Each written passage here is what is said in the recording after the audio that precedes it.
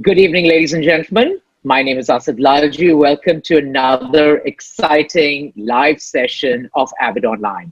I hope all of you have been staying safe and have been tuning in to our online episodes and live sessions. For those who have not attended an Avid Learning program before, a very special welcome to you. And please refer to the chat box for a brief introduction about the work that we do and more about our wonderful partners. Over the past few months, as the pandemic has made us slow down and stay in and adjust to the new normal, we at Avid did not. We evolved our online presence and reach, and we joined a growing number of institutions, organizations, and other creative platforms to continue to spread the positive message of the arts and its boundless knowledge and inspiration by going digital. Avid Online, our digital further learning campaign, was launched across our social media platforms on April 1st, 2020. The objective was to enable our patrons and stakeholders, like yourselves, to engage with a range of topics across the breadth of the arts. And the focus of the campaign was to keep members of the creative community connected, facilitate interactions, and exchange of ideas. Now we're into our 6th month, and we have curated and published over 110 programs. Actually, tonight is the 114th, a mix of live sessions and Avid online videos. We're still going strong, and we feel so grateful to our speakers and experts who've contributed their voices to us thus far. And also our interested audiences who've actually embraced us in our newest avatar and keep coming back for more, joining us in our live, actually checking us out at their convenience on our YouTube channel, and actually giving truth to our mantra that learning doesn't stop, or never stops actually. In this vein, we bring you tonight's panel discussion. This discussion is a part of our ongoing Sustainability Now series, a thematized and targeted series of discussions and videos and masterclasses and more that aim to convert audiences into change makers and active catalysts and custodians for the future. This season is a culmination of the 3rd edition of Sustainability Now, Conversations for a Greener Future. The week's programming has been dedicated to continuing and strengthening conversations around innovation, education, and shifting consumer patterns to ensure a cleaner and greener tomorrow. I'd like to thank Mr. Sabyasachi Mukherjee, Brinda Miller, Joyati, Urvashi, and the rest of the CSMVS team for collaborating with us to bring you this series. And that brings me to this evening's session. The Chhatrapati Shivaji Maharaj VastuSangrahalaya, CSMVS, and Avid Learning present Sustainability Now, Fashion and Design Innovations in a Conscious Age. A discussion uncovering the systems and practices adopted by professionals in the industry that are carving out pathways to a more sustainable future and a current reality. I'd like to give a warm virtual welcome to creative design consultant and stylist, Ekta Rajani, fashion designer and founder of Vaishali Vaishali Shadangule, lead sustainable fashion at IMG Reliance Limited, Darshana, Gajare. And they will be in conversation with our moderator for the evening, fashion journalist, author, content strategist, and curator, Sujata Assomull. For more about these respected speakers, please refer to their bios that have been posted in the chat section. They should have been emailed to you also earlier. Please note that the session will be approximately 75 minutes, followed by a 15-minute Q&A that Sujata will be taking questions and comments. So do keep submitting them in the Q&A section, and she'll be happy to get them answered. Thank you for tuning in to the session once again. Over to you, Sujata, and look forward to a fascinating discussion. Thank you. Thank you so much, Azad, for that lovely introduction. As we have a wonderful panel and all their bios are in the Q&A, so I'm not going to go into that, but I'm going to introduce you to the talk a little bit. And I can see the numbers are going up, so thank you to all of you who have attended also. We're talking about fashion and a little bit of a bad reputation it's earned itself as the 2nd most polluting industry in the world. At the current rate, it is producing 92 million tons of textile waste and 1.2 billion tons of carbon emissions. It's actually more polluting than the airline industry, and really is the second biggest polluter. And it's something that has been talked about for a long while, but I think now we are realizing the impact of it. Here are a few facts I'd like to share. A recent UN report stated that the fashion industry alone accounts for 10% of global gas emissions. It is believed that the textile industry itself represents 6% of these, and between 10 to 20% of pesticide use. In fact, cotton, which most of us think is so wonderful, is one of the #1 perpetrators of pesticide. It is a very, very thirsty little crop that likes a lot of water and a lot of toxins if it's not sourced from the right place. Washing solvents and dyes used in the manufacturing are also responsible for 1/5 of industrial water pollution. The fashion industry accounts for anywhere between 20 to 35% of microplastic flows into the ocean. And us, fashion consumers, we throw out an estimated 50 million tons of clothing every year. We are drowning the world with our shopping. It's something we all know about, it's something we all talk about, but I feel this current crisis is a reminder that if we don't change our ways, Mother Earth is going to teach us a lesson. And within my own industry, I can see things changing.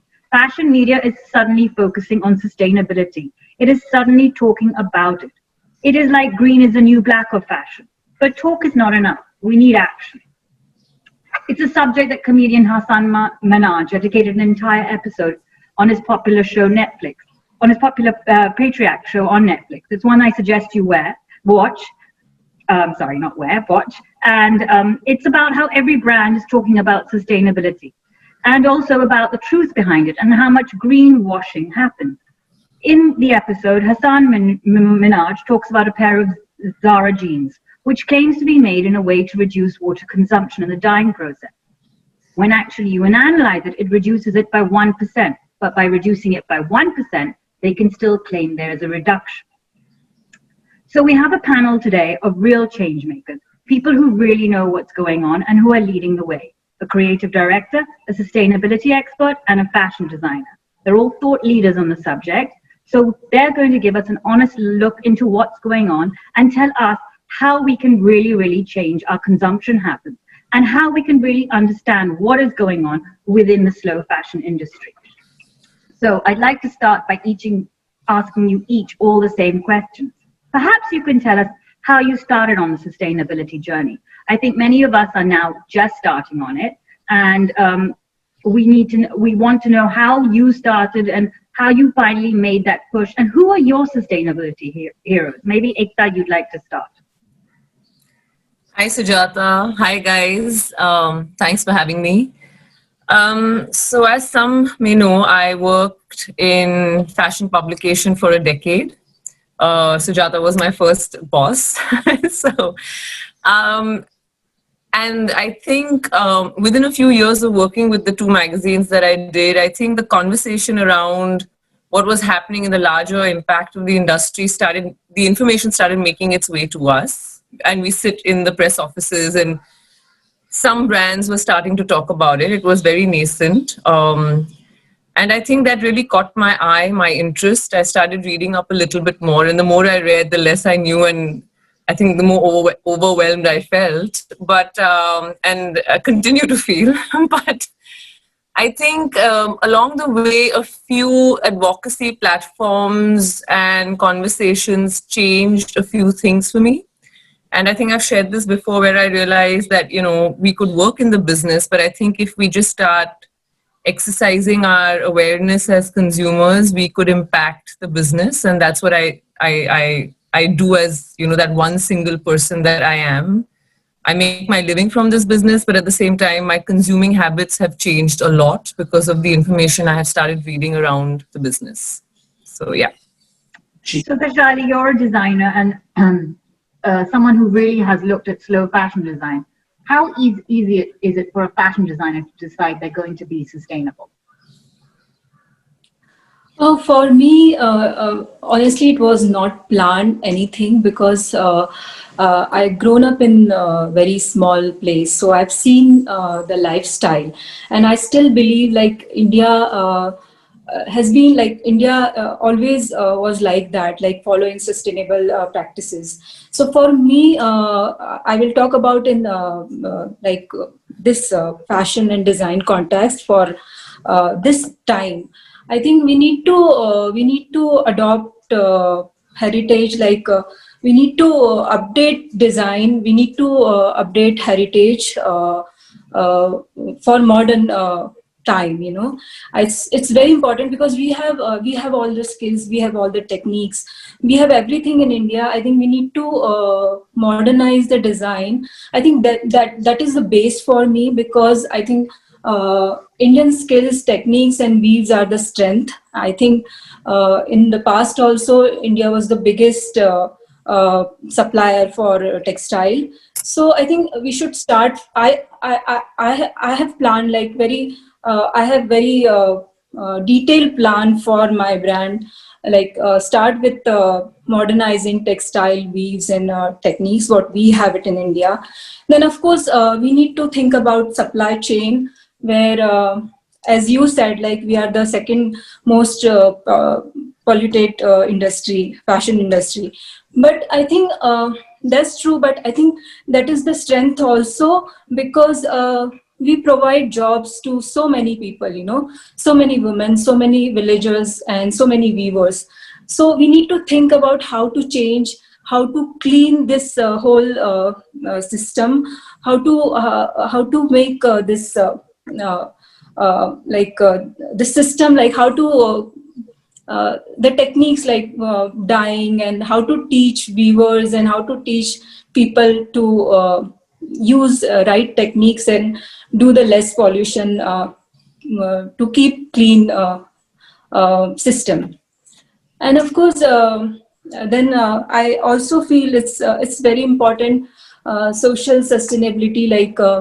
We need to think about the weavers. We need to think about the karigars, because I think these people are the base and root for this fashion industry. And then we need to give them proper. I think we need to give them proper money, respect. I really feel these are the roots, and from there we should start. Then we will value the product, because it's handmade and it's slow. Of course, it's slow, but I think it has a value. It has the, how to say, as we used to pass on saris, generation to generation, because that time we used to understand what is the value of that textile. So yeah, I feel, and it should be like beautiful, it should be meaningful, it should be and business model also should be like profitable, because we say if we are working with weavers, we are sustainable brand. Or if we are working with leftovers, or we are putting some garment with leftover in our collection, it is sustainable. But I really feel, because I have worked with a lot of international buyers, and so many difficulties. We say we are sustainable, but we are not. We are not thinking about design. We are not thinking about business model, and finally, we are not able to sustain. Yeah, I think you actually touched upon all the points that we're going to go through, and I think what you said is actually, it's very funny. I read a piece in the Guardian this morning, and I just wanted to, what you say just reminds me so much of what it says, and it says the ultimate aim of fashion right now should be, we need to find ways to sustain livelihoods, create delight, and creative expression with fewer slower clothes. And I think what you have said just kind of, it's funny that was just. I think these are the strong pillars I feel we should follow. Then automatically, we say how to create, how to manage leftover, how to manage waste. I think we should start from here. Then automatically things will be right. And I believe you started your upcycling. You started your home because you wanted to upcycle stuff from your home upcycle stuff. Yeah, this is very interesting. It's very painful, because when I sit with those weavers and I see how they work, they take 10 days to prepare that loom. They tie 10,000 threads on the loom. So it's so painful to throw those fabrics. So I was thinking like how to create something from those things. That's how my home line I've started, and I've started creating I read home decor. Darshana, of course, you are with IMG and behind Lakme Fashion Week, which is where I first saw Vaishali's beautiful work. Tell me, how does it work for something which is about the Fashion Week system and so much about the fast fashion system? How did it start for Lakme Fashion Week to start getting on this sustainability journey? Interestingly, so for me personally, I think I've been in fashion and retail mostly, in the operations and marketing bit for close to 12 years now. But and personally, I discovered sustainability only around 3.5 years ago. And even as a student, I have followed Lakme Fashion Week through the 8 years and more that they basically started as an Indian Textile and Handloom Day, which was then renamed as a Sustainable Fashion Day. So the focus was always there on Indian textiles, on artisan communities, on creating collaborations to, give them market linkages and also collaborate with designers to, add value to existing skills and add their design interventions to make it more suitable to the kind of market that most of the designers are catering now. So I think it's been a beautiful journey from a very focused area of Indian textiles. I think as of today now, the scope of work has really broadened. We are now also working with mainstream retailers in this project called SURE, which is essentially stands for Sustainable Resolution, with CMAI, and the agenda is to push these mainstream retail brands that basically make up to 40 to 50% of Indian retail, and help them and support them and build an ecosystem around them to become more sustainable. So it could be through their supply chain, through their carbon footprint, and all the other 5 points that we basically have. I'm sure we'll talk about that a little later. There's that thing, and then I think as an organization, we have also realized the impact and the importance of circularity in our business. So there have also been a couple of dedicated platforms that have been developed to push circularity, the conversation, the understanding. Currently, I think sustainability and circularity are being used as interchangeable terms, but I think they have very individual meanings to it. So what does sustainable mean to you, Darshana? To me, honestly, sustainability is very deep-rooted with ethics and mindfulness, to be honest, because the way we behave all across, it could be in human relations. That's where your social sustainability comes into play, in terms of consumption, in terms of how we are throwing trash in the environment. All of that comes through ethics. The fact that I don't feel responsible for the trash that goes out of my house is a sustainability issue, and it stems from ethics. So I think that's sustainability. Circularity is a very technical concept, which I think I'm also yet getting a hold of. But I think that involves a lot of thinking right from design. It needs people, designers, organization to basically zoom out a little bit and get a macro level understanding of how A is affecting B and how B is affecting C and how can C be put back into A. So it's a little more complex. So it's a really complex subject, and it's like sustainability. There's a sustainable and there's the ethical side, and they both have to marry. With the sustainability, you have all the environment issues. So you have carbon emissions, water, pollution, land, air, and then, as you said, the human cost. So where does a designer start today? It's such a minefield. So Ekta, I know you're a creative consultant. So if a designer came to you and said, I want to be sustainable, where would you tell them to start? So just to sort of clarify that while I consult a couple of Indian brands, I don't necessarily consult them on sustainability. I consult them on design. But as I interact with some of them, several times questions do come up, and I think we're all in a position where we're reading up to inform ourselves, because this is not something that we have started, with the education of it being as part of our roots. This is something that we're all getting into at this point of time, and it's almost like the re-education of the entire industry. So I've noticed that sometimes we could ask for a swap of fabric. Sometimes we could ask for a change in dyeing. Sometimes we could discuss the type of business model that they want to work with. I have also at several points encouraged them to take time. I think one of the key issues around the challenges of being sustainable is the speed of producing new things. And I think several years ago, some of the earlier conversations that I had with a few clients was, you don't need to follow the calendar. Today it's become a mainstream conversation, but I recall having this conversation out of sheer instinct, saying, if you are operating with a personalized clientele, if you are operating, to suit your setup, which may not necessarily resonate with the setup of the European fashion calendar, learn to separate yourself from that and do what works for you. So I think about finding, ways to sustain your business. It's not a one size fits all.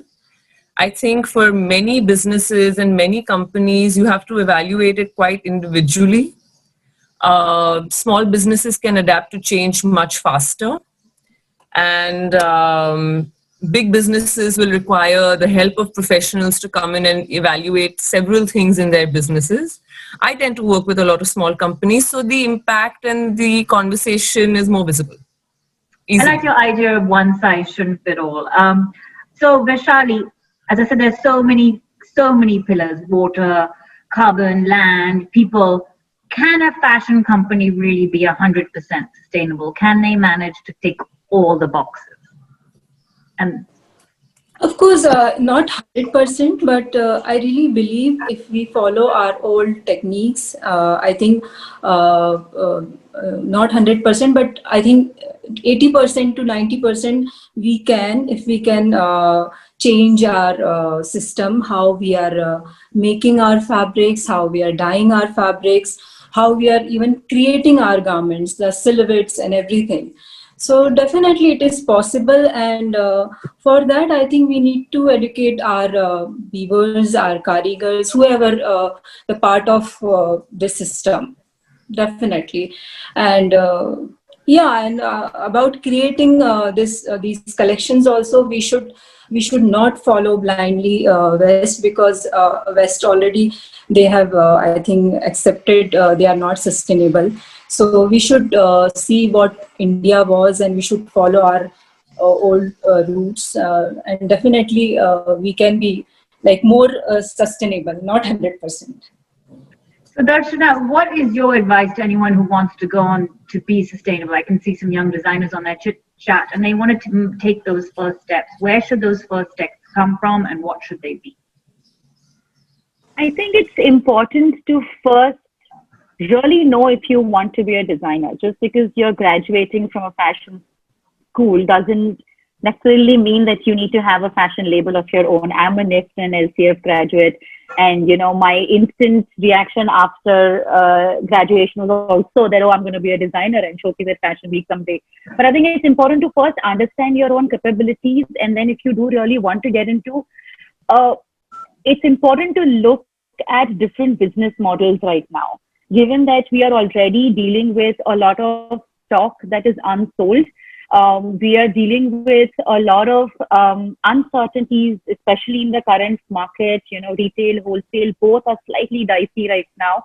So even on the long run, I think this period and this entire slowdown in the economy is also going to give us the little time to think about what sort of business model we want to work with.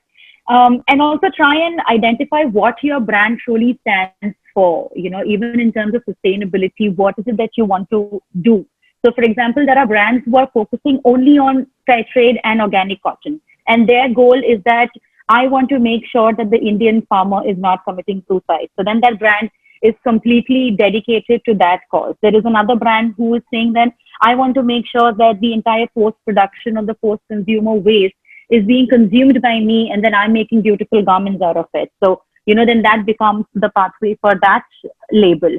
Or there's somebody who says, I want to focus on, Indian textiles and the entire treasure of craft that India has to offer, and, create livelihoods for artisans and weavers. So I think that sort of a building block needs to be identified before you get started. And then, of course, once you go ahead, you can always see if, you need to change, you need to adapt, and so on. Any best practices you've seen in the international world, which you think can be applied to the Indian design context? I think there are two brands especially that I really love. There is one which is called People Tree. It's a really, really old brand, and and I really love how transparent they are. And they're actually making clothes that are affordable. They're extremely wearable. So you don't necessarily need to also create that hole in your pocket when you're talking about sustainability, because that's another issue I think that a lot of us are dealing with, that, it's not for everybody. Everybody cannot afford it. And they're generally occasional wear garments. So I think that's something, and I would really encourage everyone to go look them up. They literally give you the name of the factory, the person who's made it. So it's a delight to really see them. And it is a tried and tested business model. So they've been doing this for, I think, a couple of decades now, and are making money. So such things are possible. That's one. And then I think I'm a huge fan of Christopher Rayburn as well, who is also this UK-based brand.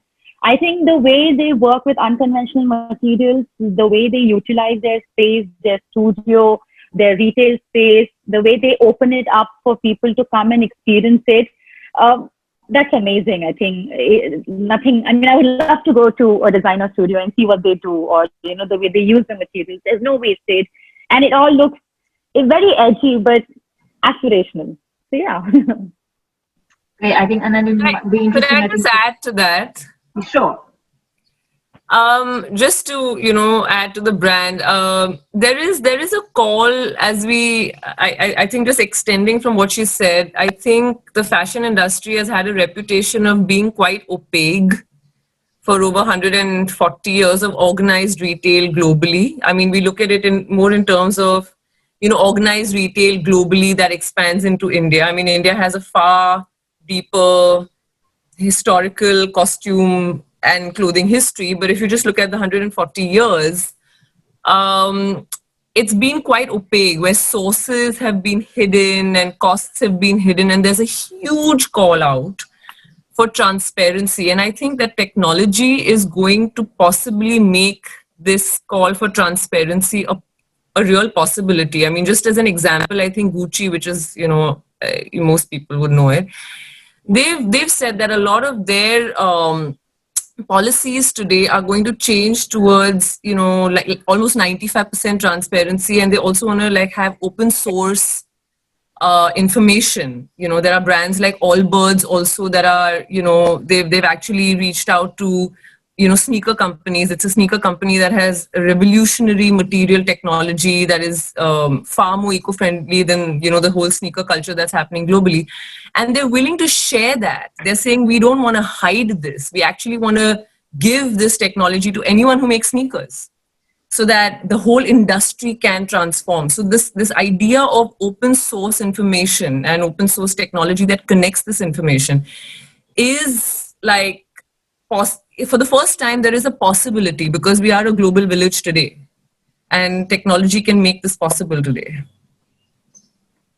Yeah, I think that the fashion industry has become far more industry focused and is more open to realizing that they need to work together. And I think in many ways what has happened with COVID has made them realize the importance that we are one community. I also just wanted to quickly touch on the ethical side of things, because I know that, of course, that's a very important thing specifically in India. And how are industry leaders innovating in fashion to leverage technology to attain sustainability goals, according to you, Darshana? I'm sorry, can you please repeat that? Yeah. So how are industry leaders innovating within fashion by using technology to attain sustainability goals. I know we've spoken about tradition, but it's also very important, I think, for what slow fashion to embrace tradition and also embrace what new technology can give them, correct? Sure. So, actually, in continuation to what Ekta just said, from a transparency point of view, and I would like to give an example. This basically came out in one of the workshops that we done as part of the SHORE program. So just to give everybody an insight, it's basically a program that IMG Reliance and CMAI came together. And there are 16 signatory brands, to name a few. There is Bestseller, there's Raymond, there is Future Group, FBB, there is Anita Dongre, there is Aditya Birla, a lot of them. So, they basically cover ground for a lot of brands that we consume on an ongoing basis. So there are these technology startups who have developed the technology that can actually predict the demand. And therefore, the merchandisers and the buyers can actually work using this technology to ensure that we are not manufacturing way more than it is required. And there are few of these leading brands in the country who have that amount of turnover are also using these technologies to curb the wastage that they would otherwise have to either give away as part of sales or as really, cheap giveaways. And then the consumers basically just carried away with the sale tag and just consumes more. Additionally, there are also a startup called, what's the startup called? I forget their name. Trust Trace. So basically, they also help you put the entire supply chain together. So imagine if actually Aditya Birla as a brand is somebody who are doing this, and they have these tags which are there on the products, and once you can scan them, you can see the entire supply chain. So I think the fact that existing and large-scale organizations are using technology like this is a good silver lining for the entire industry at large. I don't know if that was your question. Yeah, I think it does. Yeah, and I think it all does start with supply. And in fact, as a fashion journalist, I have to say we only started using the word supply in our writing like maybe 7 or 8 years ago, because we never thought about supply. But it really does start with supply. Vaishali, tell us how important the relationship is between the creator and the craftspeople for you to actually have that personal involvement in your supply chain. I think it's very important. First thing, I think we have to be very fair with them to build that relationship, spend time with them, understand their lifestyle, how they work, and what they need. I think this is most important thing to build that relationship. And of course, it's initially, it's always challenging work with them because they have certain kind of rules and regulations and like long tradition they are following. So first we have to be like friendly and understand their things, and then we can we can give input, design input to them, and that's how I think they can work with us. And I think main thing I think this is maybe different from what you're asking, but I think giving them more respect, giving them fair price, it's most important in this time. And I think designers can afford that. And that is the most important thing, to give them that place. So, you've worked really hard with your own sustainable practices, and we keep hearing about how larger brands are trying to, many ways replicate what smaller designers like you do, because they realize that that's one way for them to be more ethical. And like, for instance, Zara has said they're committed to using 100% sustainable fabrics by 2025. Do you think there are any lessons small brands can learn from the big brands right now? Yes, of course. I think a lot of learnings because I think small brand, they have this opportunity to see how bigger brand they worked and what mistakes they have done and how they have gained profits. So of course they can avoid mistakes and they can learn what like they have got like good things. So definitely, I think here also they should learn only like putting few things like embroideries and following like same things never will work. I think we should be update all the time, and we should follow the like what is happening around the world. Yeah. I think that being from India, we kind of have been creative people who we from India. We have a kind of advantage because it's so much part of our ancient traditions, and Yeah. I think slow fashion is kind of embedded in us. And I know Ekta, in your work, you've always highlighted the importance of tradition and heritage and craftsmanship. Explain to us why this plays such an important role in the whole sustainability conversation. I think if we look at the global experience, as I said before, it would be unfair to look at every part of the world with the same lens.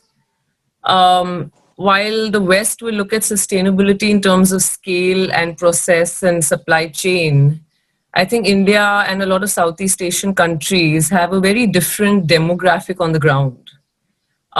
We're not by a certain naturalization. We're only turning industrialized in the last 100 years, but we have a very large population of artisans.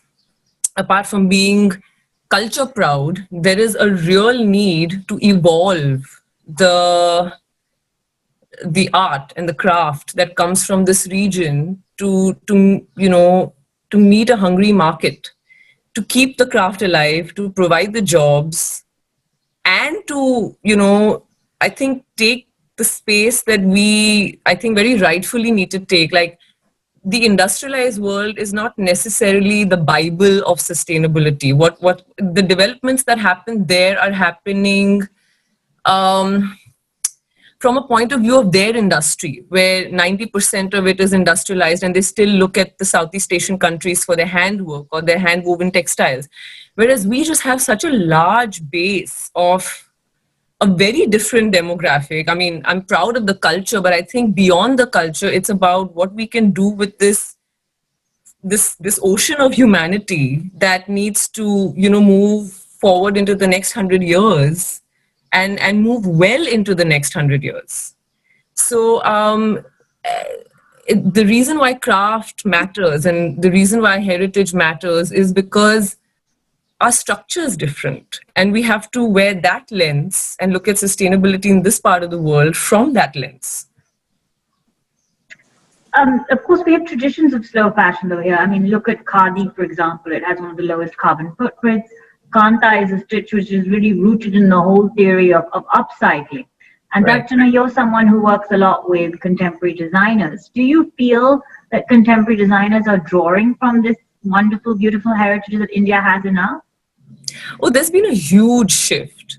So if I just look at what I witnessed maybe a decade ago, as a fashion journalist or an editor, on the prowl, there were just that many people, talking about it. And cut to, just one tiny decade, it's become, and I say this often, I mean, whether by default or design, it has become the buzzword. And I'm not complaining, because we need design intervention into tradition to sort of extend it into the next 100 years. I mean, we will always love our tradition. I mean, you can't take away, the sari from an Indian woman's wardrobe. I mean, the NRIs abroad, cling more to their saris than we do here. I mean, you just can't take it away from them, right? I mean, there's something beautiful about having that kind of clothing culture.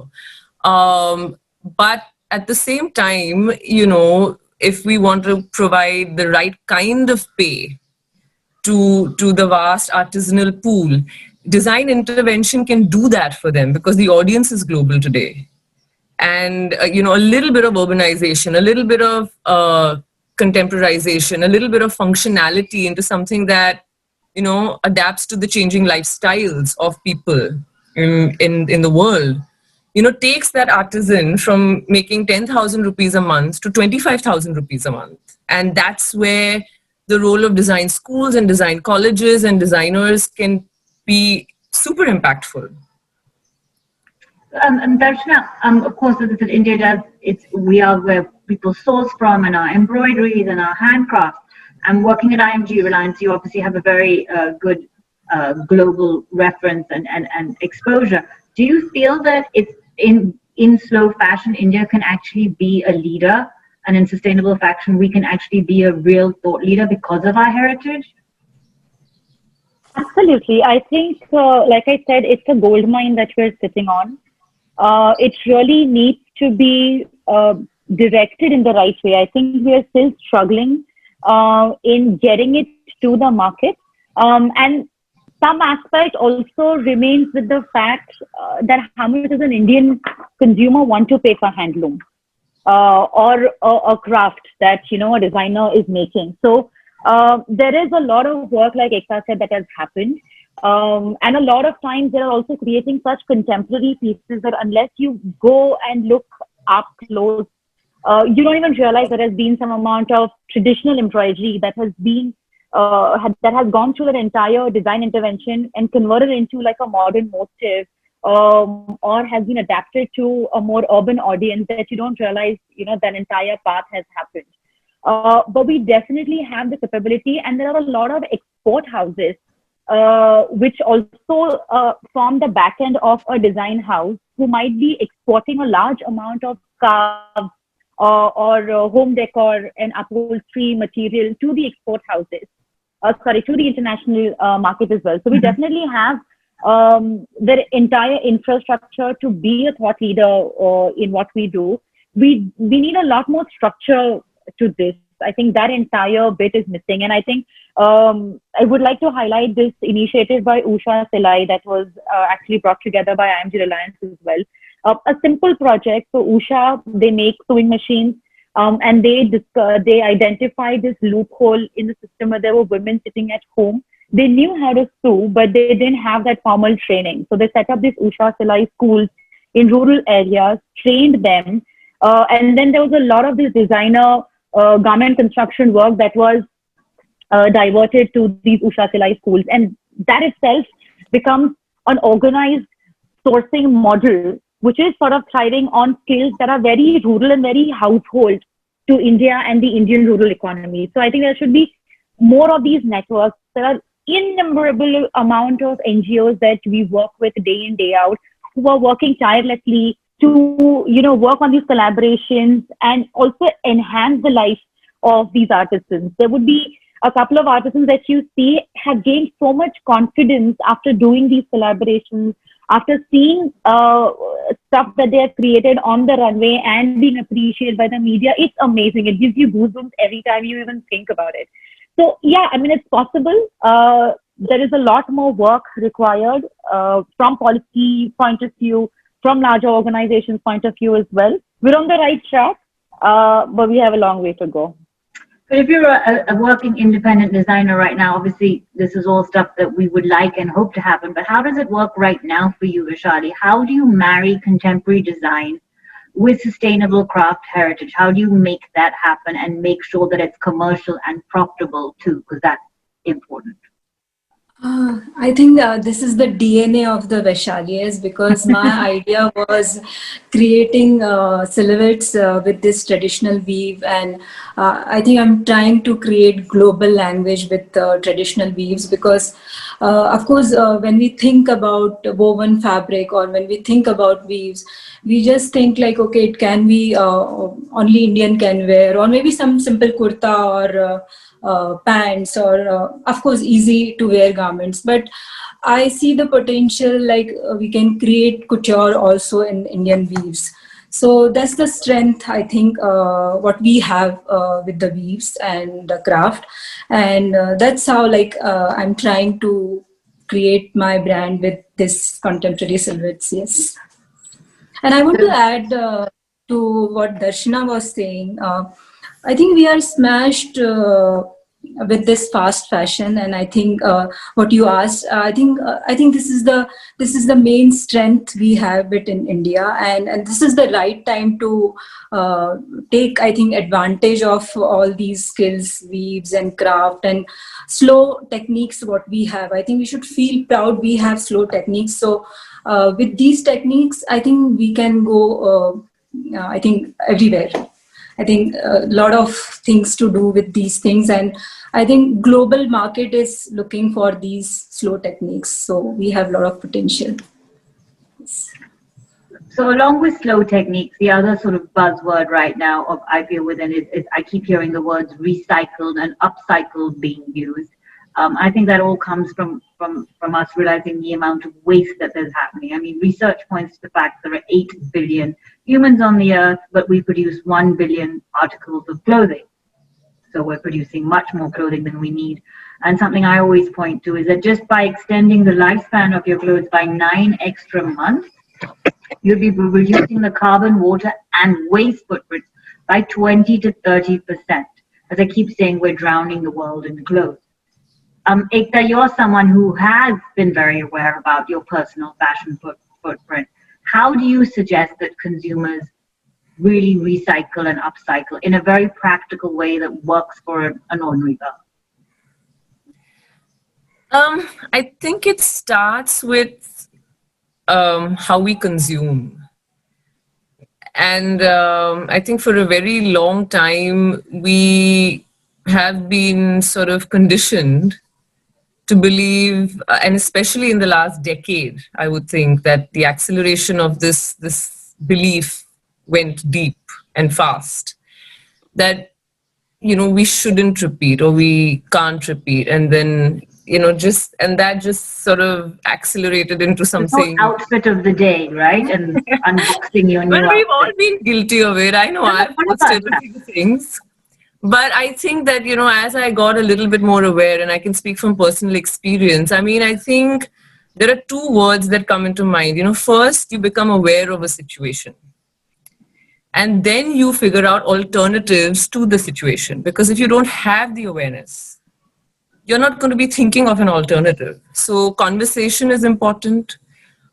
Information is important. Figuring out whether this is a shift in value system that you want to do. And it may not be for everyone, and it may not come to everyone at the point that you want them to. That's the space of personal choice. But I think the conversation around it, because of COVID, has gotten so loud that it's not ignorable anymore. I think before that, it used to be on the fringe of our conversation, and now it's mainstream. So I mean, I think one of the things you can do is just start owning, what you have in your wardrobe. As they say, like I think we read the same things, and so this is not invented by me. I'm tapping into much fascinating, minds when I say, shop from your wardrobe, repeat your clothes, 30 wear. They say you have to wear everything, right? 30 wear type. So maybe, can you share an example of a really cool way you have recycled or upcycled something? So we did.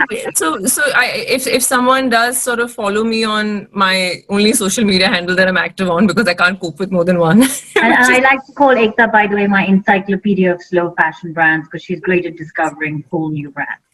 I look out for them. I enjoy understanding the process of different brands. And I think about 1.5 years ago, Levi's India approached a bunch of us, and they were celebrating 50 years with their iconic trucker jacket, which is one of their key staple pieces. And they actually manufactured that piece in India with a khadi denim, and put a label inside, a huge label inside, mentioning the names of the 2 weavers that worked on that product. So I mean, this is an example of something where a brand has got a global legacy but goes local because it understands the changing dynamics of the supply chain and the manufacturing chain.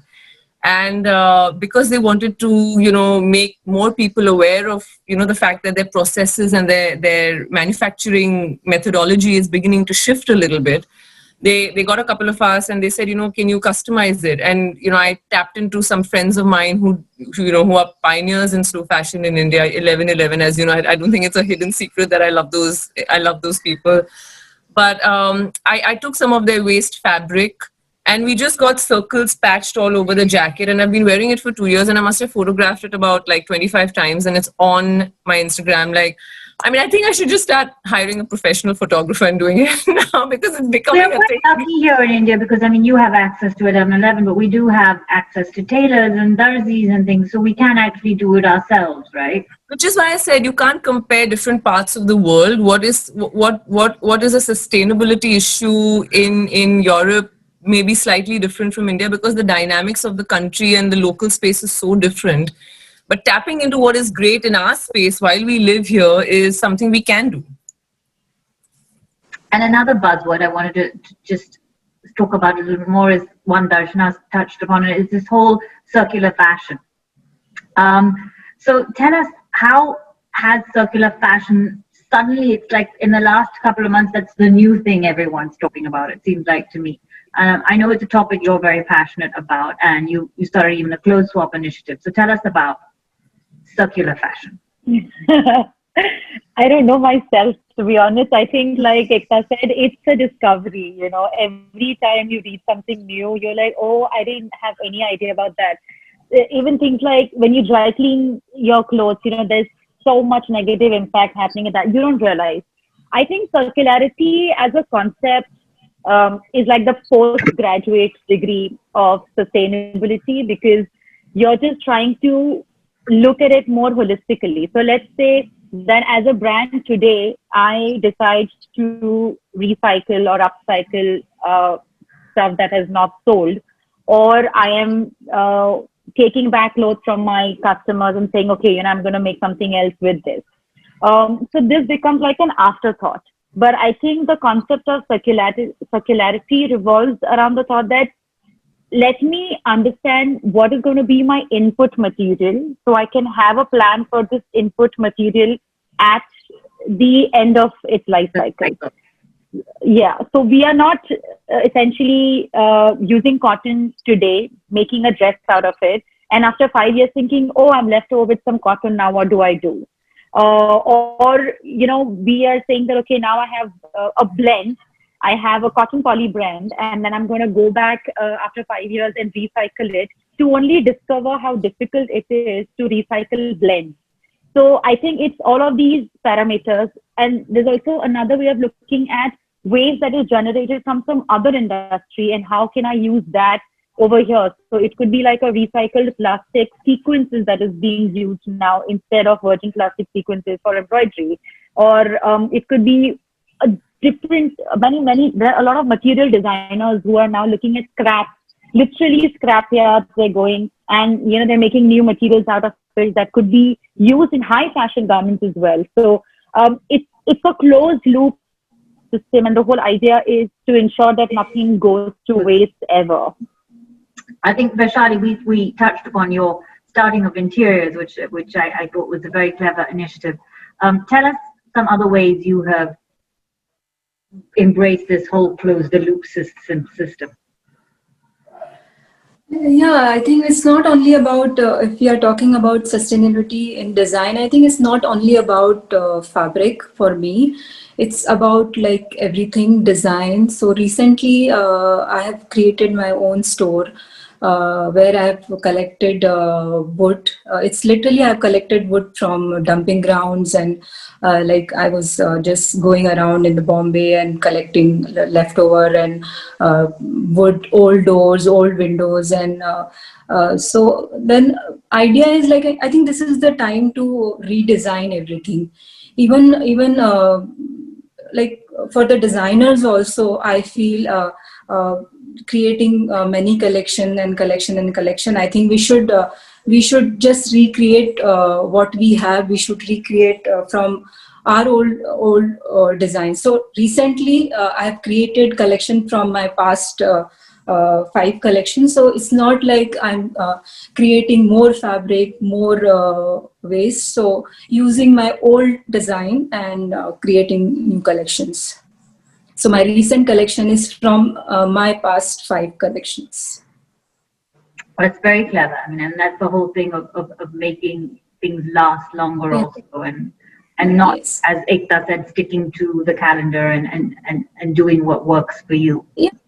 I think, and we can take this inspiration from our villages, how they live their life. If we are talking about like reusing, redesigning, and circular things, I think how they use even what sari they wear. If the sari is damaged, maybe they will use for draping, for drapes, or if more, then they will use for quilting, or like they have that sense, in villages still they live sustainable life in each direction. That's very. I think I would think like to add that. Yeah, sure. I think rural India is like the best example to go and study. Yes. We are sustainable, we are circular, we are literally everything. And a lot of times when somebody, if they ask me what is it that we should do to become more circular, I think just go back in time, sit with your grandmom once, and just make a notebook out of everything they did. That's the toolkit we need to have. Yeah. I think, rural is like, it's going back to our roots and our heritage. And now I'm going to flip it for a second to the other side of the conversation and talk about some new age stuff. Here's my question to you, Ekta. Social media, friend or foe of sustainable fashion? So this is my all-encompassing umbrella philosophy, Sujata. I don't think any concept that human beings engage with is either friend or foe. I think it's the intention behind our action that makes it a friend or foe. Social media has been liberating for many movements. It has driven policy change for many things. And it has also thrown many people in the depths of depression because there is a severe addiction that comes from it. So I think that the phenomena itself is neither. But I think that the intention behind the handler, the person who's behind it, can take it anywhere. I see I try, especially during the post-COVID period, to like focus on the positive, even though it's hard. But I think that there's a lot of movement that you can garner from people and influencers, and I don't mean only fashion influencers. Maybe you can mention a couple of people that people could follow, because I know you're very good at knowing who to follow. Who are the people you look up to? I mean, I follow advocacy groups like, Fashion Revolution and, Livia Furt, of Eco Age, and there's Copenhagen Fashion Summit. I mean, just to see what they're doing with their industry. Any women you've seen who have used social media in a way to raise the issue well? Regarding sustainability? Yeah. I mean, I think a lot of these women, like Ursula from Fashion Revolution, the way she talks about it, they may not have the numbers that you see with a Bollywood star or a Hollywood star. But if it's a topic of interest to you, then if you follow Livia Firth, I mean, she's vocal as heck, you've got to actually hold her back. She's so passionate, right? And you have to applaud her enthusiasm. When I'm feeling down in the dumps after reading some shitty article, I mean, she's my charger upper, she's just constant. And she finds the positivity in everything and sort of makes everything a little, not a humorous, but just makes you. And she won't back away from a fight. Like you put her into a fighting ring and she's the first one to throw in a punch. But at the same time, she's keeping morale up so high. So there are things you can. So like I said, if it's an interest area for you, you're going to find the people. We talked about this whole outfit of the day and not repeating clothes in a way started because of social media. And in another way, social media gave, I mean, I'm sure for Vaishali, it gave somebody like you a voice, correct? So it can be, it's a little like, it's a gray area, correct? I think the beauty of social media today, because I think everyone's so oversaturated with it, because everyone's just migrated digitally to another level now. We are living a Zoom life as we are right now. Is the quality of content. And really now, over the next couple of years, good content will truly, truly rise because there's such content saturation. Okay, I don't think you want to get me started on the subject of content, so I'm going to go over to Vaishali and just ask her how does it work? I mean, how does it work for a designer? How can you use social media in this positive way, especially if you're in slow fashion? I think we need to balance with that also. I'm not a very social person and I'm not a very friendly with social media and all, but I think it's a very good medium to like I can give language, I can express my thought and my work, my design through social media. I think this is this is a very good platform for me especially. So I love, Darshan, I think I mentioned it to you. I love your little hashtag, it's cool to care, which is on Thank your you. personal. So what is your take on social media as someone who works in a platform which is, well, Lakme Fashion Week is just about to go digital. So friend or foe? Yeah, I think I was just going to say from a Lakme Fashion Week point of view, it's very important, and I think we've been able to drive a lot of conversations and a lot of amazing stories right from the grassroots. And even through the entire lockdown, we reached out to a few artisans to give us some video bites and tell us how the situation is. And, those videos were so heartwarming and they're beautiful. And I think that as a medium for LFW is very, very critical. It is that nucleus for the entire event, and it is that center magnet that just holds everything together. So it is extremely important. I think personally also, it's cool to care basically came from an ideology. I think that everybody was looking at sustainability as something very boring. Every time I spoke about sustainable fashion, people would say, oh, those khadi clothes that people wear. So I think my personal agenda was, it's not boring, guys. It's really cool to care. And it is really up to you. You can make a khadi kurta into whatever you want, depending on the way you style it. So I totally still stand by it. And I really want to, spread that message as well. It's not boring. And I think it's important to not look at sustainability from a purist angle. We cannot be 100% sustainable. But that little step is important. Maybe you swap today, you go thrift shopping, you share your clothes, you invest in clothes that, like you said, are sure you're going to wear for 30 wears a minimum. So things like that. But I think social media is important, and you have to strike the balance. There is the good and the bad to it. Yeah. Well, as you said, I think people are now realizing, and COVID has, in many ways, of all three of you said, kind of been a game changer. And according to the industry search engine list, in April, just after lockdown, we saw a rise of 37% search, 30% rise in the word for sustainable fashion. People are looking for sustainable fashion. We saw, pieces like Net-a-Porter and Matches Fashion put sustainable fashion right up there. That was their banner. It was, that was what they were talking about. So I think we need to look at COVID and how that has changed it before I open to the floor, because we have so many questions coming in. If I can add something, Sujata, just a follow up to this point.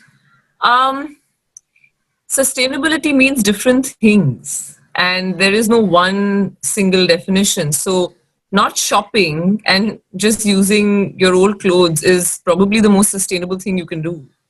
But if you are going to be buying new things, can you look for processes and people policies that are cleaner than they were before? Which means you've got to sort of sacrifice the impulsiveness of the shopping experience that we've been so conditioned to. So I think it's, not being impulsive, but being an informed shopper. Correct. So that whole shit. So sustainability means many things. I mean, at the grassroots, just reduce consumption. That's the at a easiest shopping thing level, become more informed. So I think that, there will always be that urge to shop. But what is, as I said, is interesting is that there's been a rise and everyone is now talking about sustainable shopping. And I think women will still want to buy something new. Everyone will want to buy something new, but just make it count. Yeah. So the fact that people are now looking for sustainable fashion, And COVID has been this game changer. Before, as I said, I open it to everyone because there have So been questions. I want to add to Ekta's point, because I think it's right. Sustainability is like, it's not one thing, and especially I think from this talk only I have got this point. For a designer, I think main thing is like we should create beautiful garment following all these things, like what we are talking about. Be conscious about like what we are using, what craft we are using, how we are working with the weavers or craftsmen. And then I think business model should be sustainable, and then of course giving deliveries on time, and giving delivering like garment in a proper how to say, like beautifully, and give proper service to the client. And then client should like that garment, and other stories will follow automatically, what we are doing behind the scene. So I think so for designer, sustainability should be like this. Great, thank you. I think actually that leads really well onto one of our first questions, which comes from Gayatri Shah, which Vaishali, maybe you want to address.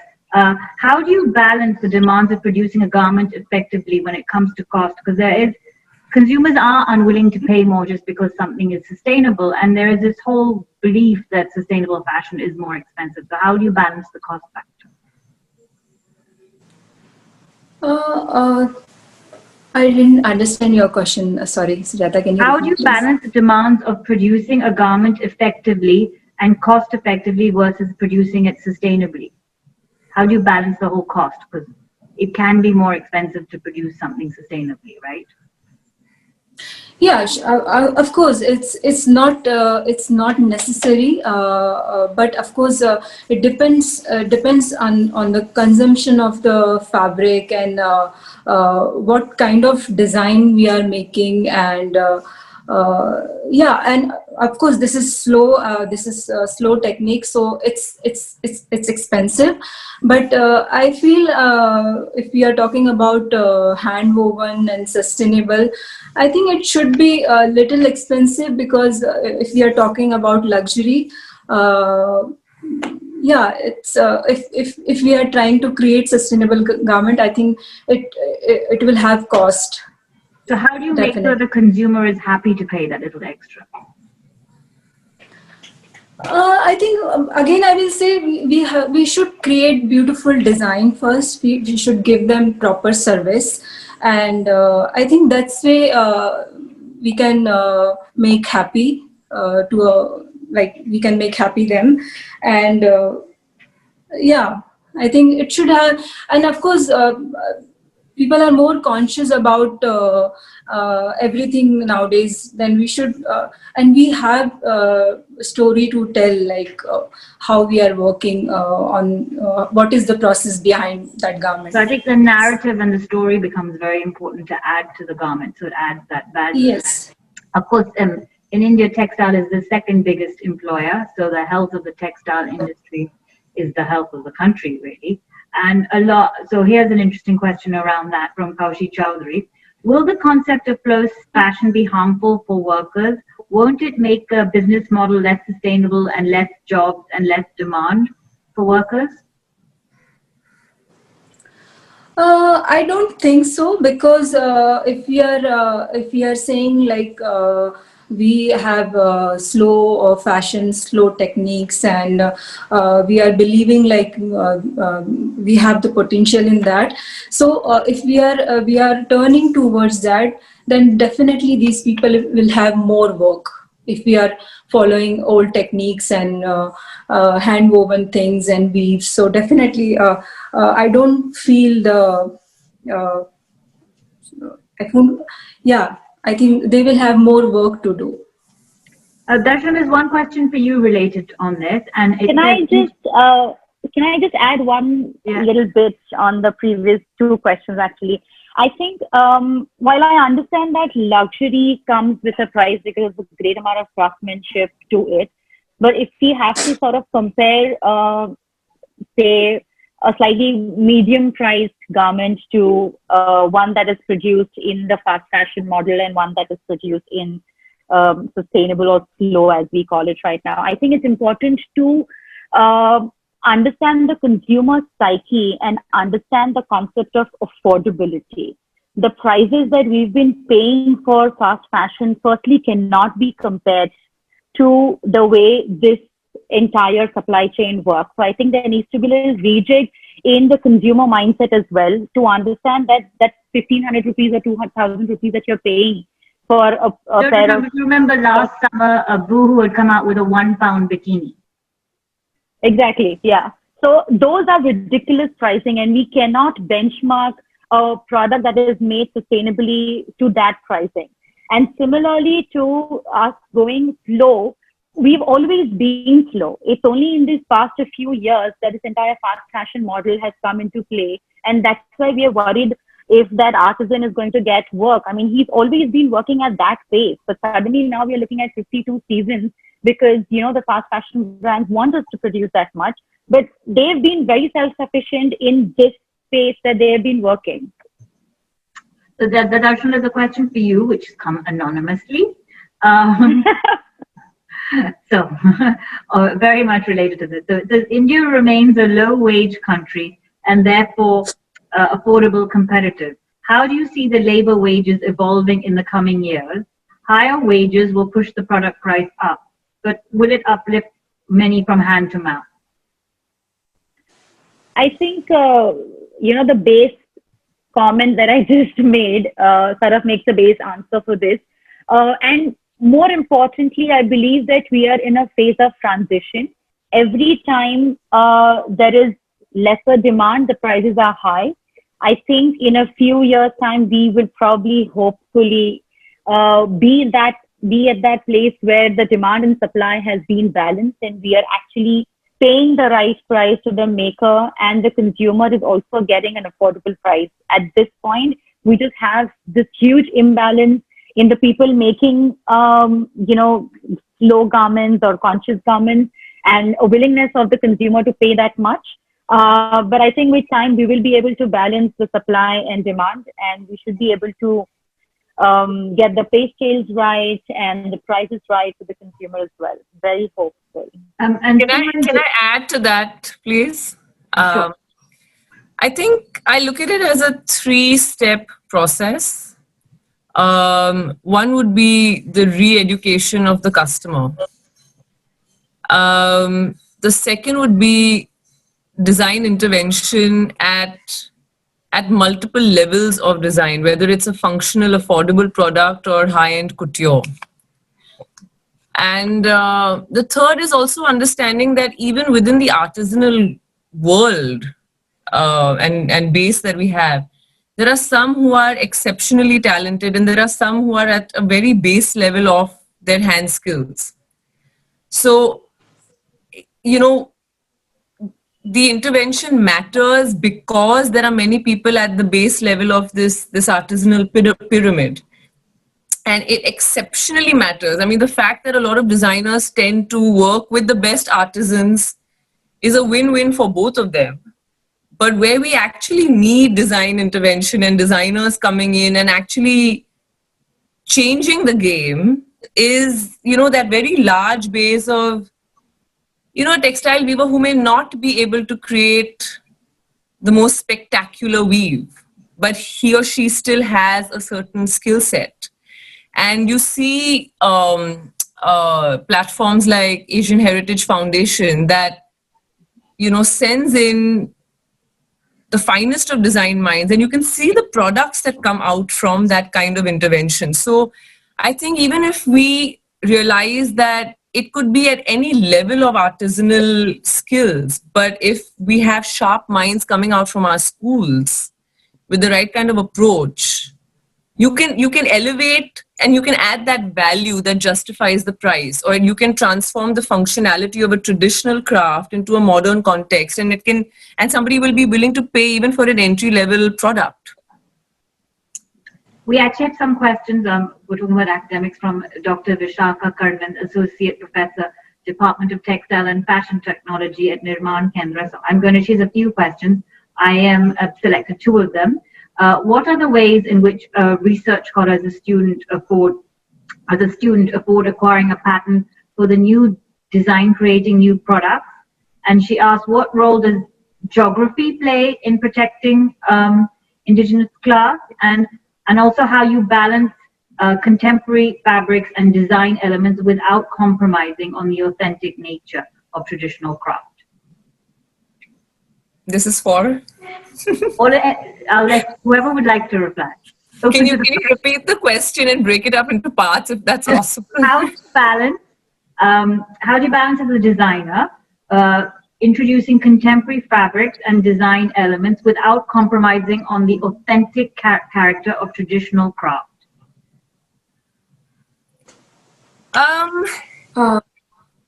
Okay, Vaishali, I think design. Vaishali would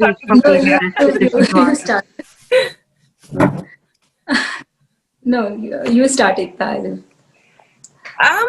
I may not be able to address it from a designer's vocabulary, but from my observation of several design labels in India, you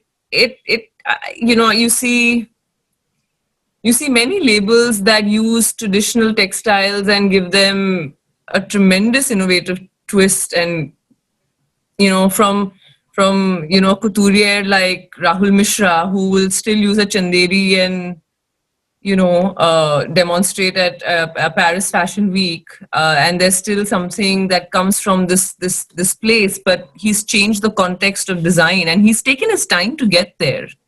He's the most honest and forthcoming and endearing to admit that he's made his errors in getting where he worked really hard to understand the dynamics of tradition and a global audience. And then you see someone like an Aneet who, of Pero, who only and only taps into our massive textile and craft culture and creates, she's probably our biggest export till date. I think she's supplying to over 200 outstanding retail sale points in the world. And her sensibility cuts across all of it. I think it takes a great vision, which some people have. And I think there is also a role that, good mentors and good schools can play in shaping the development of that vision. I know that recently, last year, I think it was a designer young designer, who did digital bandhani. And I do remember he put it in a retail store. And there was an outcry from certain individuals in the industry saying that he was almost killing bandhani by digitally printing it. So there is this balance.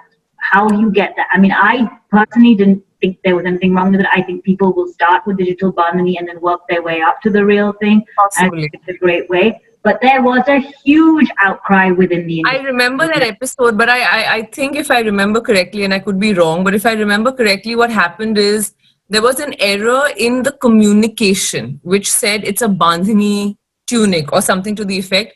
And I think what was pointed out is that it's a digitally printed bandhani print.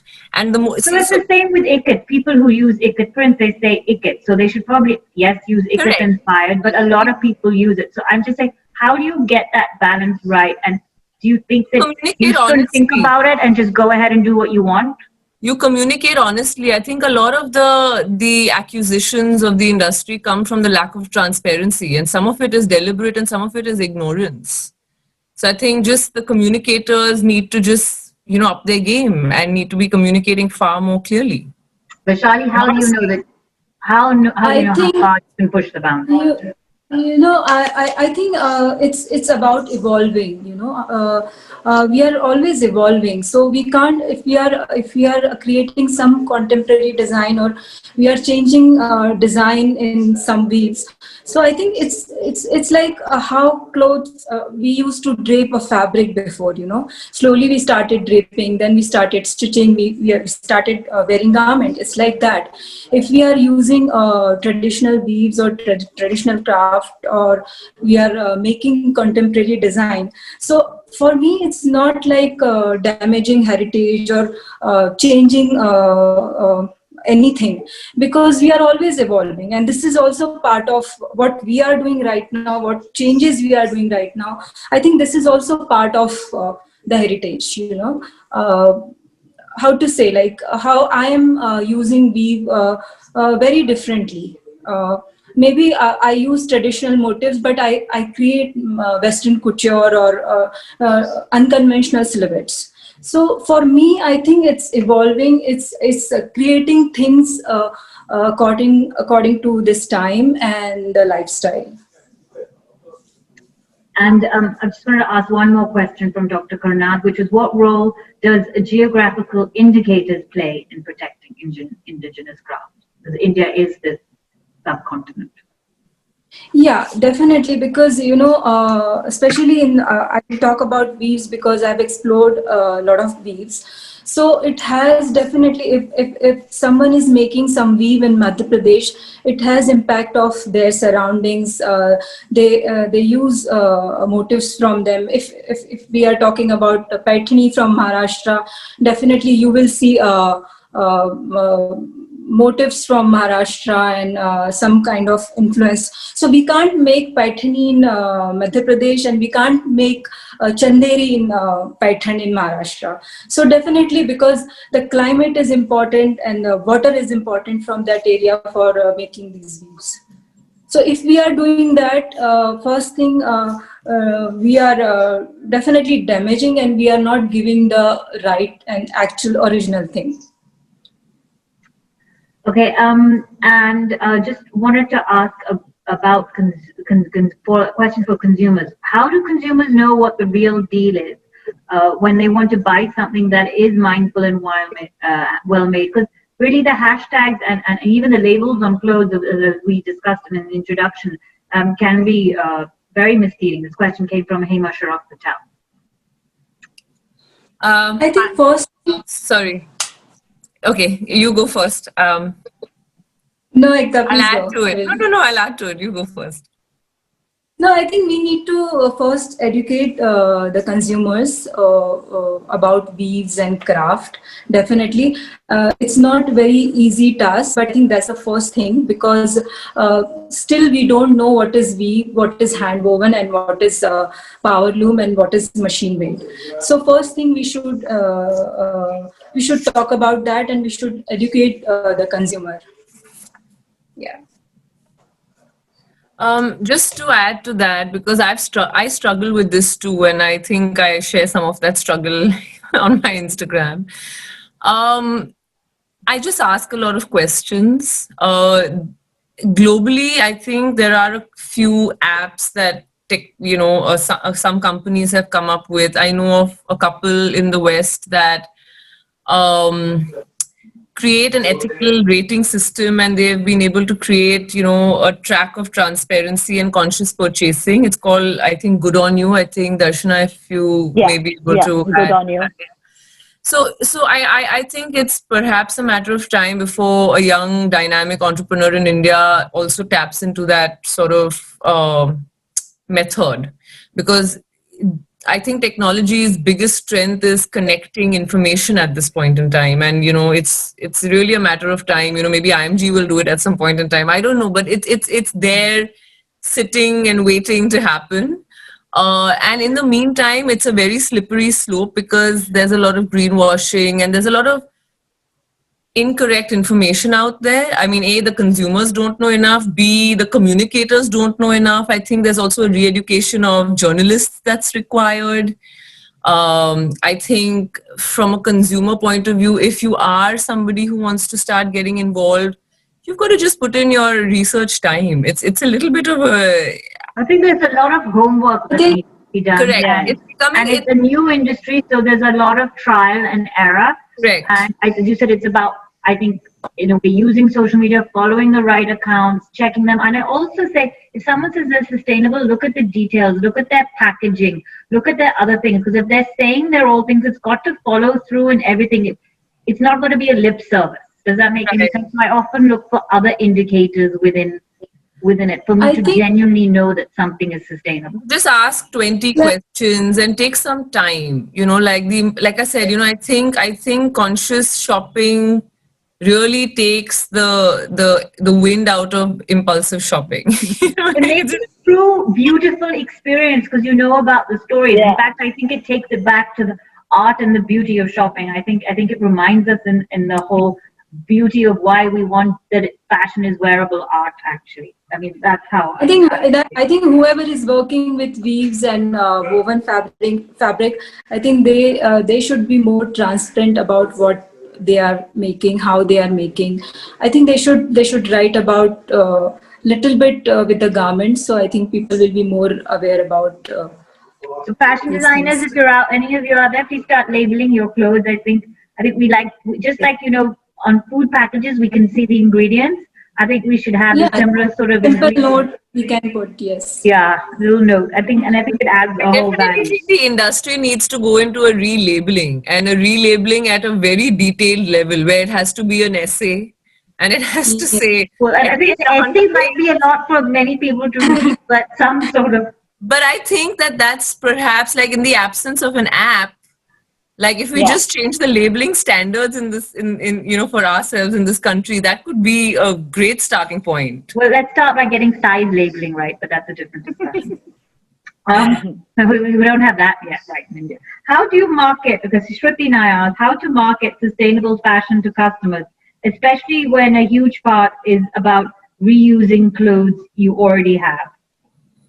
So, how do you market sustainability, Darshana? Maybe you'd be the right person. How have you managed to market that out there at something like Lakme Fashion Week, and also talk about this whole rewear concept, which I know you have, even though you are a fashion week. But very honestly, it's a lot to do with mental conditioning. And it's about taking that time, everything that we just discussed, that research becomes your journey to actually understanding what that product is. And then you develop that emotional connect with that item when you eventually purchase it, which then becomes a property that you're going to take care of and make sure that it lasts with you for a very long time. So it's this entire process. But I think if I had to give a hack to somebody, like a quick fix, I would say that if you like something, you put it in your cart and you forget about it. And then if you really come back to it, then again question, okay, do I really want it? And let it sit there for like a week. I think that's when you will know whether you really want it or you don't.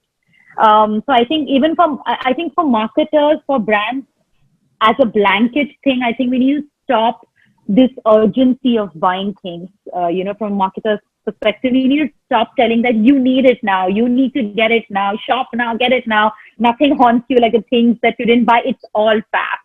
You can have a good night's sleep even if you don't buy it. So, Well, it's like shopping like your grandmother. I think it's about joy and love. I think the whole Marie Kondo thing, but take it into the way you shop. Does it bring you joy? Absolutely. I think that's very important. I have a very interesting question from Priyanka Petgiri. So fashion, we're all talking about seasonal clothes and we're all talking about how something should last forever. But the inevitable and why it is fashion and it's not just garments is that there are seasonal forecasts and there are changes. So she asked, how do you follow seasonal forecasts yet create sustainable clothes? So I really feel, Sujata, here we follow a forecast and trend forecast from West, and I think we have different forecast in India, because again I will go back to the weavers, how they work, because for them there is no forecast. They just inspired by their surroundings, and they do fantastic work. You will see the color combination, you will see the design and what they create. So I think for us, creating sustainable garment is following the nature and surroundings. For me, it's like more important. Okay, so I'm just going to take one more question. I'm really sorry we didn't get to answer everybody because there were so many, but I'm going to answer another one of these, and it's an anonymous question again. Do you think you'll see a phenomenon like buying and eating local with the clothing industry to help sustainability with the limiting footprint? The example of Aurora that I think Ekta brought up. has that helped to the whole Made in India story? So I know vocal for local is something that's hashtagging and is popular right now, but perhaps we'd like to discuss this. Who'd like to take that first? Darshana? Elected Darshana. I think that when you start becoming a sustainable fashion shopper, let's just assume that, you go through an entire lifestyle change as well. So everything that you do, becomes an action of consciousness. I mean, I know Ekta carries this beautiful bottle of Absolute vodka, which has water in it. And she has this whole entire basket. Even I travel around the city with a basket of, home cooked food with, water from your own aqua garden stuff. So it changes your lifestyle. And I think this entire phenomena is going to happen similar to fashion as well. We are going to try and see how we are impacting the local economy. We are going to become more conscious about the carbon footprint. Right now, carbon footprint, CO2 emissions, all of that are also, just numbers and concepts or just graphs that we look at. But the more we understand that, my tube light is adding to it, my washing machine is adding to it, I think we're going to then look at where, like right now, we know where our food is coming from. We are then going to look at how complex the supply chain for fashion is, and then maybe going to opt for something that is made locally, that is produced locally, and then of course is adding to the entire vocal for local or that entire Well, before I hand over back to Azad, I just want to thank all of you. You've really given us a lot of information, and I keep saying it's about being an informed shopper, and I think this was just packed with information. So thank you all. Thank you all for your questions. You were a great, attentive audience, and I'm now going to hand over to Azad to do a little wrap up. Thank you all again, and stay safe and stay happy. Thank you so much. Thank you, Sujata, and thank you to the rest of our panel. This is a series that is very special to us at Avid. I think this is probably the 15th episode within the series. And in fact, we started off this partnership with the CSMVS with our first program, which was a Future of Fashion, which was an Avid online video that our encyclopedia of sustainability, Ekta, had done for us. And that kind of prompted this deeper dive into the topic. But thank you all. This is a very insightful topic and a great conversation. And we're all great. I mean, judging by the number of questions that we have that unfortunately have not been answered. But I think you did a great job kind of setting the stage. So maybe we'll have to have a 2.0 version of this in the near future. But a special thank you to our partners at the CSMVS, Mr. Sabitaji Mukherjee, Vrinda Miller, Urvashi, and Joyati, for actually partnering with us to make this happen. But most of all, thank you to our participants. There's so many things happening online right now. I was just joking with one of the participants, like they're jumping from Zoom to Zoom. I said, thank you for being here right now. It's like going from event to event in the past. But thank you for being here. And because this won't make sense for us to do it if it wasn't for you guys. And the good part is all our sessions are recorded and archived. They're on YouTube. So many people can then go and actually check it out at their convenience. Stay tuned for more exciting sessions at Avid Online. Our next session is Beyond the Lens, which is about documenting cultures. And we have filmmaker and photographer Paul Salzman, who's going to be in conversation with Siddharth Bhatia. And that's happening next Thursday, on the 10th of September, followed by Art 2020. And it's kind of a continuation. Yes, contemporizing traditional skills in the new age. It's part of our series that looks at art in the 2020s. And again, this is also a series that we created during COVID and during lockdown, and that will be on Thursday. For more about our programs, just follow us on our social media handles at Avid Learning or our website. Until next time, stay safe, stay healthy, and remember that learning never stops. Thank you very much. Thank you, panel. Thank you, and have a wonderful evening. Thank you, Asad. Thank you so much.